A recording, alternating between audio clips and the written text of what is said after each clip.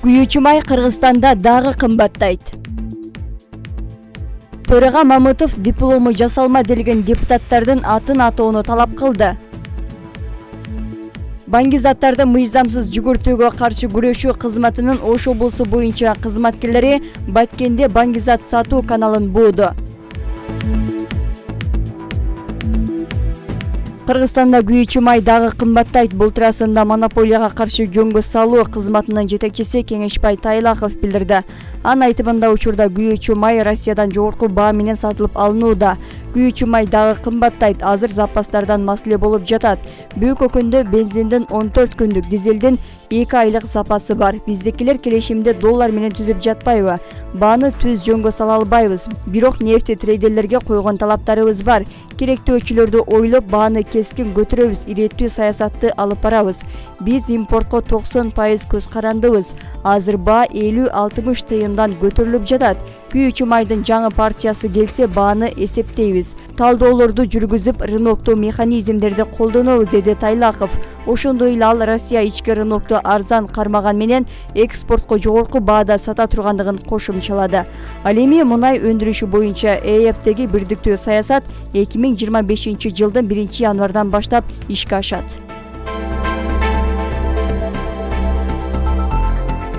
АКШ доллардын курсуна байланыштуу кырдаалдануулам мыйзамдын талаптарын бузган үчүн Улуттук банк Бишкекте 9 акча алмаштыруучу жайдын лицензиясын убактылуу токтотту. Орусия 24 февралда Украинага басып киргенден кийин Европа өлкөлөрү жана АКШ Орусияга бир катар экономикалык санкцияларды киргизген.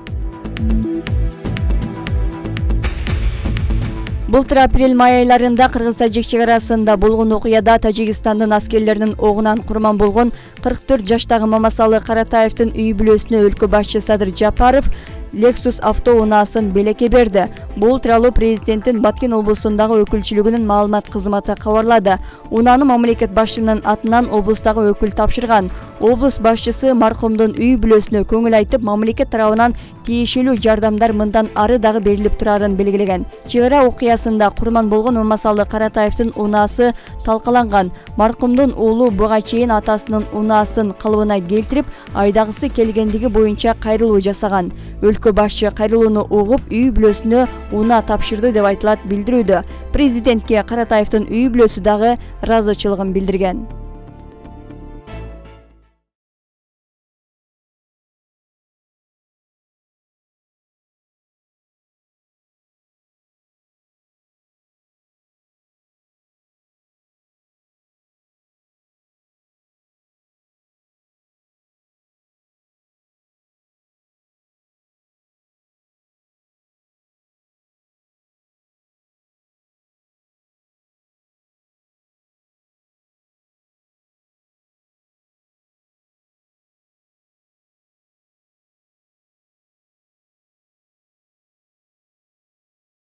Стоматологиялык клиника Ваш стоматолог чоңдор жана 4 жаштан баштап жаш балдар үчүн 5 жылдан ашуун тажрыйбасы бар врачтар. Врачтын консультациясы, дарылоонун планы жана рентген тартуу катталуучулар үчүн акысыз. Тиштерди дарылоо 1,5 миң рубль, брекет 15 миң рубльдан баштап, тиш жулуу 1000 рубльдан баштап, тиштердин имплантациясы 18 миң рубль, винир 15 миң рубль, протездер 4 миң рубль.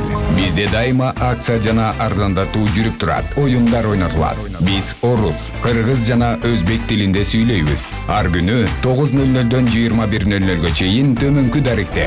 Метро Лухмановская, улица Светозерская, 32. Директ аркылуу жазылыңыздар. Биз сиздерди күтөбүз. Жогорку кеңештин депутаты Чыңгыз Ажыбаев УКМКдан диплому жасалма делген парламентарийлердин атын атоону өтүндү. ЖМКлар жогорку кеңештин 4 депутатынын диплому жасалма деп жазып жатышат. Элди дүрбөлөңгө салбай УКМК ошолордун атын атап койбойбу? Менин душмандарым эртең менен Ажыбаевдин диплому жасалма деп айтып чыгыптыр. Мен 5 жыл бою өз күчүм менен окуганмын, деди депутат. Башкы прокуратуранын өкүлү диплом тууралуу интернетке жарыяланган кабарлар алдын ала маалымат болуп эсептелерин, тергөөнүн купуялуулугу үчүн азырынча аты аталбай тургандыгын айтты. Андан соң төрага Талант Мамытов бул маселени бүдөмүккө салбастан ачык айкын айтууну сунуштады. Башкы прокуратурага протоколдук тапшырма берип, кыска аралыктын ичинде депутаттардын аты жөнүн атоону талап кылды. Белгилей кетсек, кечээ 15 мартта УКМК жогорку кеңештин 4 депутаты жасалма диплом алган деп шектелип жаткандыгын билдирген.